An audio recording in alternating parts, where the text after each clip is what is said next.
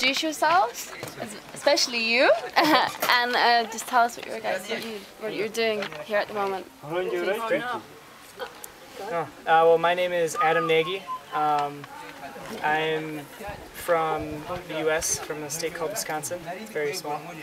Well, not small, but not well known. But yeah, I'm just here with Soccer Without Borders, and I'll let these two speak a little bit more about what it is, but we're just here working with kids, and I'll let them explain. Yeah, my name is Courtney Bell, and I'm also from America. I'm from Washington State. Like you said, we're here with Soccer Without Borders, and behind us is the Ndeje Youth Center, where we have kids come kind of like an after-school program, and then on days like today, Saturdays, we get to train them in football as well. So, go ahead. My name is Esther. I come from Uganda. My name is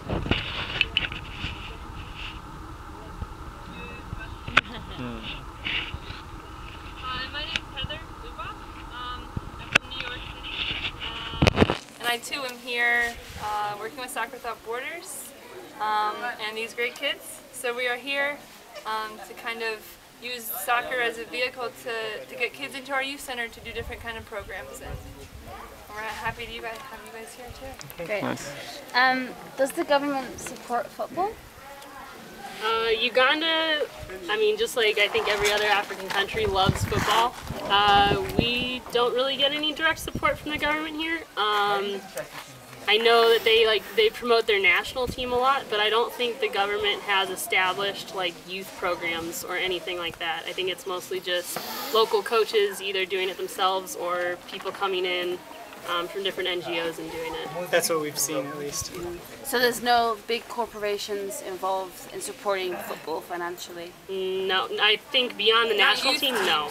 Maybe even like their Super League, I think they call it. Oh yeah. Their top league, like the professional league, probably has sponsorships and stuff like that. But other than that, I mean, most of the clubs are sponsored.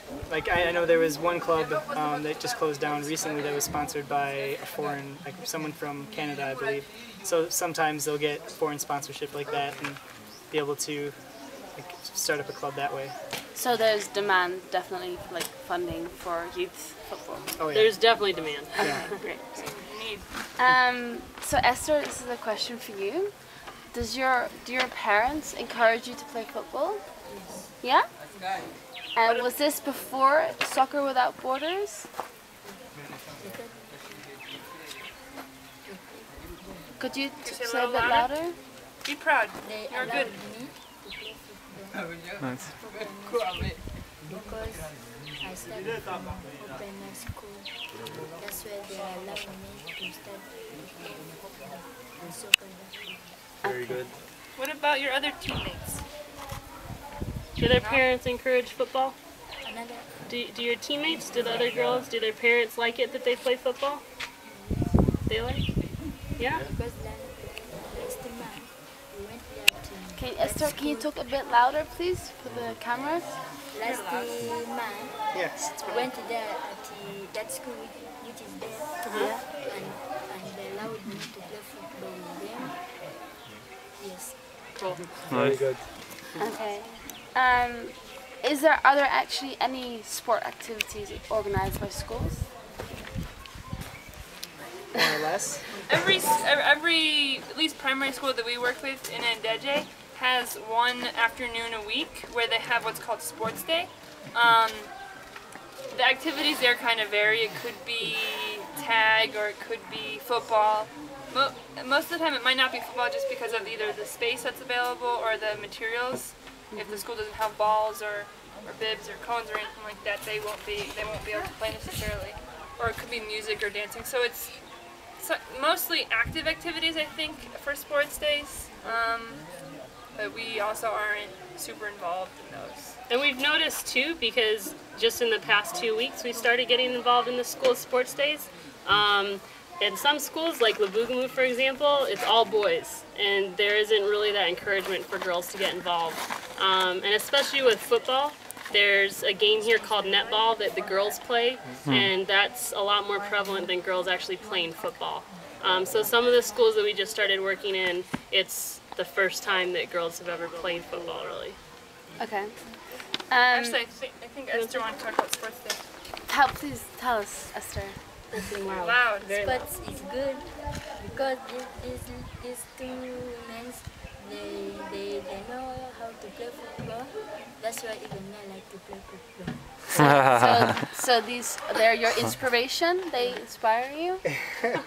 Okay. That's great. So, and that must have a huge effect on you guys as well. Yeah. But so you're inspiring these kids. That's amazing. Kind of going on towards what more how football impacts Ugandan children.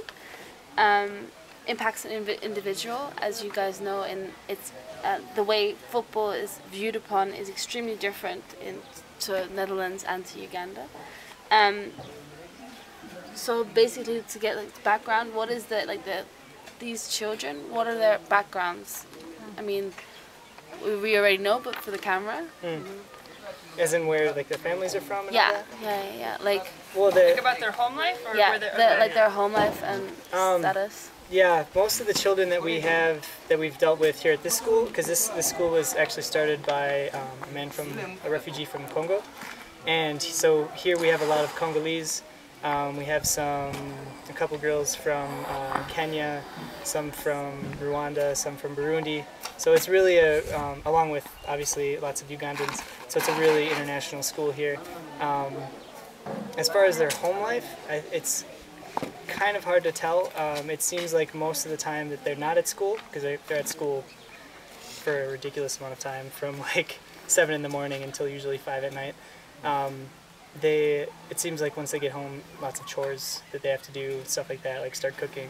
So I don't really know what the home life is like. So then they're not wealthy, basically. Not at all. And some of them, we actually have one family. I mean, there's a range, especially in Ndeje. There's one family who's from Burundi, who their parents I think are both dead.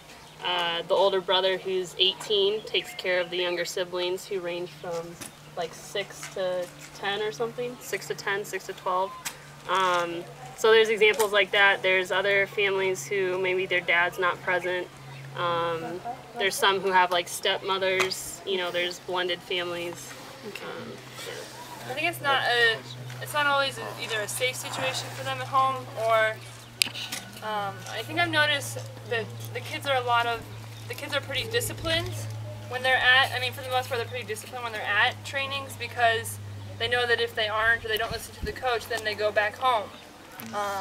And that means, like Adam was kind of alluding to, that there's chores and housework and washing and all that stuff to do. So they are pretty disciplined when they are at trainings. But I think, a lot of times you don't know necessarily why a child isn't playing. We might think that they are just tired or it's too hot, but it could be anything. They might not have eaten all day.